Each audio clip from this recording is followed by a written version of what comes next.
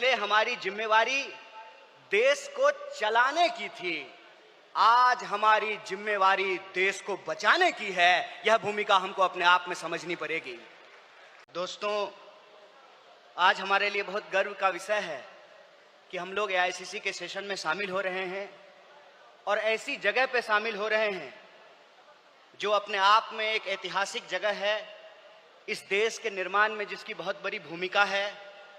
और हम गुजरात में ये एआईसीसी सेशन इसलिए कर रहे हैं कि गुजरात में स्वतंत्रता आंदोलन की जड़ है।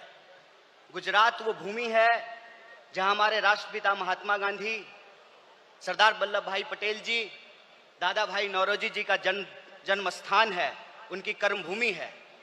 तो जब यहाँ पे एआईसीसी सेशन हो रहा है तो हमारा उद्देश्य यही है कि हम अपनी जड़ में जाएं, अपने जड़ को मजबूत करें, क्योंकि हमारे सामने एक बहुत बड़ी चुनौती है। चुनौती ये है कि हम आज़ादी के आंदोलन में शामिल हुए, देश को आज़ादी मिली और आज़ाद भारत के निर्माण में कांग्रेस पार्टी ने बहुत बड़ी भूमिका निभाई। पहले हमारी जिम्मेवारी देश को चलाने की थी, आज हमारी जिम्मेवारी देश को बचाने की है। यह भूमिका हमको अपने आप में समझनी पड़ेगी। देश को चलाने की जिम्मेवारी ऐसे थी कि देश आजाद हुआ, देश का संविधान बना और उस संविधान के आधार पर भारतीय लोकतंत्र फलना फूलना शुरू किया। कुछ दशकों के बाद कुछ ऐसी शक्तियां आज सत्ता पर काबिज हुई है जिन्होंने आजादी के आंदोलन में हिस्सा नहीं लिया। इसीलिए मैं बार बार कहता हूं, देश को आजादी माफी मांगने से नहीं, देश को आजादी लाठी खाने से मिली है, जेलों में जाने से मिली है।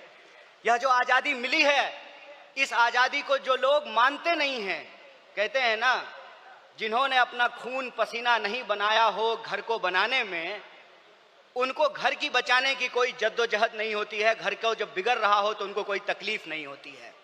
जो संविधान को बनाए हैं वही संविधान को बचाना चाहते हैं, जो आजादी दिलाए हैं वही आजादी को बचाना चाहते हैं, जो देश को बनाए हैं उन्हीं को देश को बचाना पड़ेगा। बताइए, कांग्रेस पार्टी का एक एक कार्यकर्ता जो देश की आजादी पर गर्व करता है, देश के स्वतंत्रता आंदोलन पर गर्व करता है, उस आजादी को बचाने के लिए आप संघर्ष करेंगे कि नहीं करेंगे? अगर आप संघर्ष करेंगे तो ये लड़ाई बिल्कुल आमने सामने की लड़ाई है। ये लड़ाई है कि एक तरफ वो लोग हैं जो काली टोपी पहनते हैं, एक तरफ हम लोग हैं जो सफेद टोपी पहनते हैं। वो जो काली टोपी पहनने वाले लोग हैं वो काले कानून लेकर के आते हैं।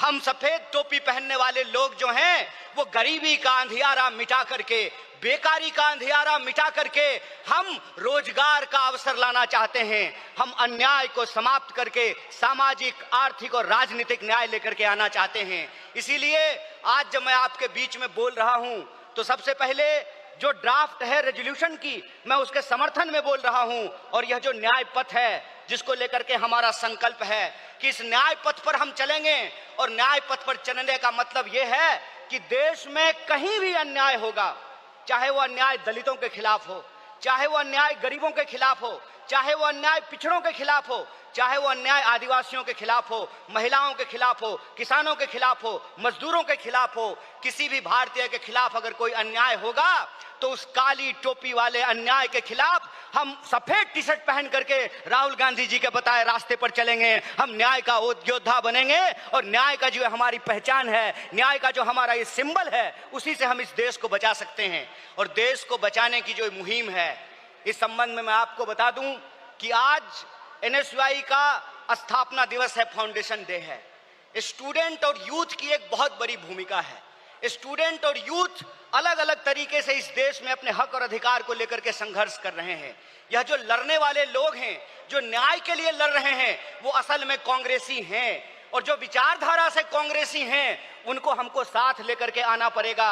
और मैं कांग्रेस के एक एक कार्यकर्ता को धन्यवाद देना चाहता हूं कि आप इस दौर में कांग्रेसी हैं जब लोग गद्दारी कर रहे हैं, कांग्रेस पार्टी के साथ बेवफाई कर रहे हैं, चंद दौलत के लिए, चंद सिक्कों की खनक के लिए अपनी पार्टी से गद्दारी करके उस विचारधारा से समझौता कर रहे हैं, उस वक्त आप कांग्रेस का झंडा थाम करके खड़े हैं। आप सिर्फ कांग्रेस के कार्यकर्ता नहीं हैं, इस देश को बचाने वाले आप जो है सेनानी हैं। जो स्वतंत्रता आंदोलन इस देश को मिला है, स्वतंत्रता सेनानियों ने जो स्वतंत्रता हमको दिलाई है, उस स्वतंत्रता को बचाने वाले आप संविधान सेनानी हैं। इसीलिए मैं आप सबसे अपील करने के लिए आया हूं कि ये आमने सामने की लड़ाई है, ये विचारधारा की लड़ाई है, और इस दौर में हमको उस रास्ते पे नहीं जाना है जो आसान रास्ता है, जो लालच का रास्ता है, जो कुर्सी का रास्ता है। मैं कहता हूं कि इतिहास ने हमको मौका दिया है, कांग्रेस पार्टी ने हमको मौका दिया है, तो हम एमपी एमएलए बनने की कोशिश जरूर करें, लेकिन हम जिस दौर में रह रहे हैं ये वो दौर है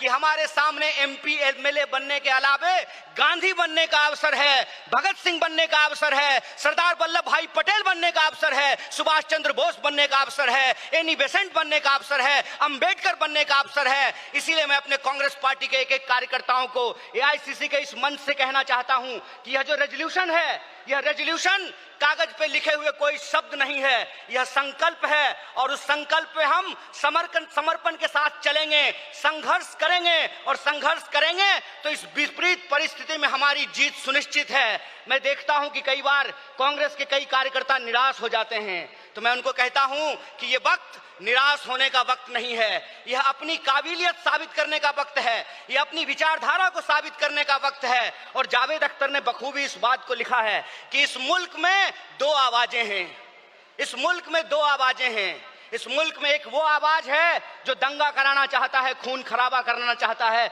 नफरत फैलाना चाहता है, और एक वो आवाज है जो मोहब्बत और न्याय की आवाज को बुलंद करना चाहता है। इसीलिए हम कहते हैं कि मुझे पामाल रस्तों का सफर अच्छा नहीं लगता, जिस दर जाते हैं लोग उधर जाना अच्छा नहीं लगता।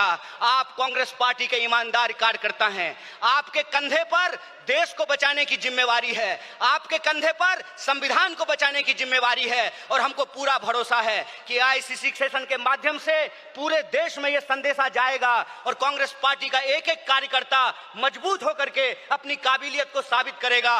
वह पथ क्या, पथिक कुशलता क्या, जिस पथ में बिखरे सूल न हो, नाविक की धैर्य परीक्षा क्या, जब धाराएं प्रतिकूल न हो। इस प्रतिकूल समय में कांग्रेस पूरे दमखम के साथ उस काली विचारधारा के खिलाफ, उस काली टोपी के खिलाफ टी शर्ट पहन करके लड़ेगा, और यह टी शर्ट का जो सिंबल है वो न्याय का सिंबल है। उस अन्याय के खिलाफ हमको इस न्याय की आवाज को बुलंद करना है। मुझे पूरा भरोसा है कि आईसीसी सेशन से निकल करके हम अपने जिलों में जाएंगे, अपने बूथों पर जाएंगे, और समाज में, देश में जहां कहीं भी अन्याय होगा, हम कांग्रेस पार्टी बन करके, कांग्रेस का कार्यकर्ता बन करके, गांधी का सिपाही बन करके गोडसेवादी विचारधारा को परास्त करने का काम करेंगे। बहुत बहुत शुक्रिया, बहुत बहुत धन्यवाद। इनकलाब जिंदाबाद, जय हिंद, जय कांग्रेस।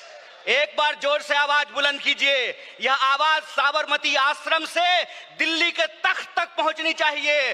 जय हिंद, जय हिंद, जय कांग्रेस।